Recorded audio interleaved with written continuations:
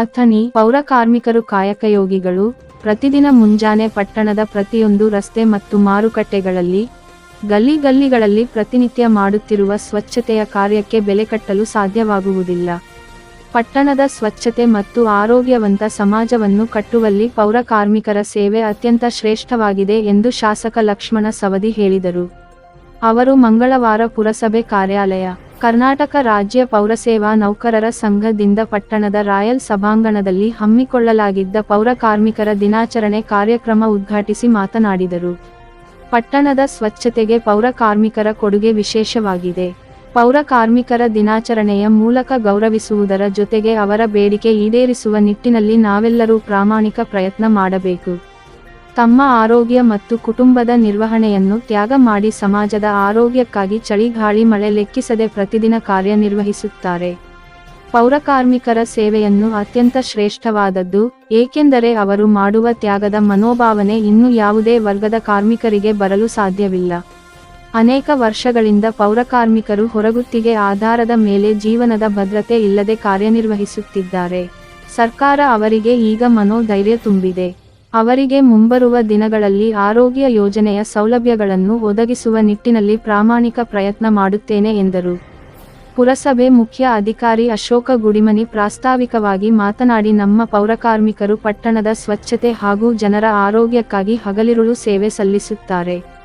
ಅವರು ತಮ್ಮ ಆರೋಗ್ಯದ ಮತ್ತು ತಮ್ಮ ಕುಟುಂಬದ ನಿರ್ವಹಣೆಯನ್ನು ತ್ಯಾಗ ಮಾಡಿ ಸೇವೆ ಸಲ್ಲಿಸುತ್ತಿರುವ ಕಾರ್ಯ ಅನನ್ಯ.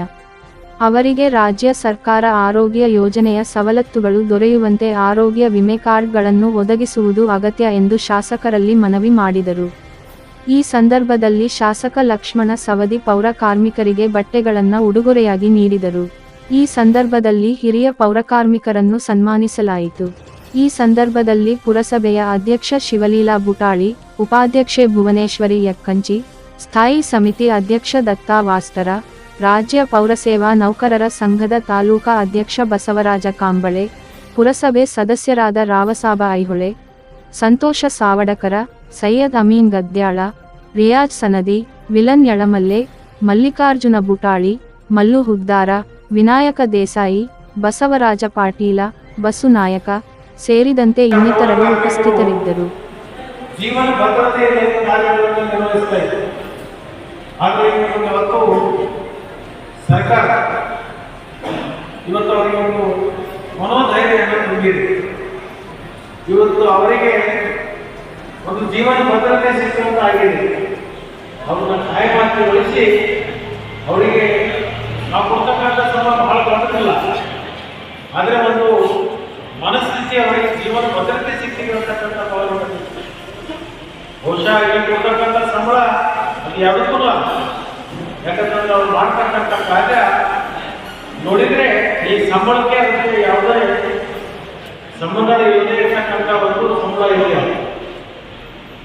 ನಾವು ಇಷ್ಟೇ ಸರ್ಕಾರಗಳಿಗೆ ಕೇಳ್ಕೊಳ್ಳೋದು, ಈಗೇನು ರಾಜ್ಯದಲ್ಲಿ ಇರ್ತಕ್ಕಂಥ ಪೌರ ಕಾರ್ಮಿಕರಿದ್ದಾರೆ, ಅವರ ಆರೋಗ್ಯ, ಅವರ ಮಕ್ಕಳ ಭವಿಷ್ಯ, ಅವರ ಕುಟುಂಬದ ಭವಿಷ್ಯ ಮುಂದಿನ ನಿರ್ಮಾಣದಲ್ಲಿ ಸುಭಿಕ್ಷೆ ಆಗಲಿ, ಅವರಿಗೆ ಮುಂದಿನ ನಿರ್ಮಾಣದಲ್ಲಿ ಒಳ್ಳೆಯದಾಗಲಿ, ಅವರ ಕುಟುಂಬ ಅತ್ಯಂತ ಸಂತೋಷದಿಂದ ಜೀವನ ನಡೆಸುವಂಥ ಒಂದು ಅವಕಾಶ ಅವರೆಲ್ಲರಿಗೂ ಕೂಡ ಸಿಗಲಿ ಅಂತಕ್ಕಂಥ ಮಾತನ್ನ ಈ ಒಂದು ಸಂದರ್ಭದಲ್ಲಿ ನಾವು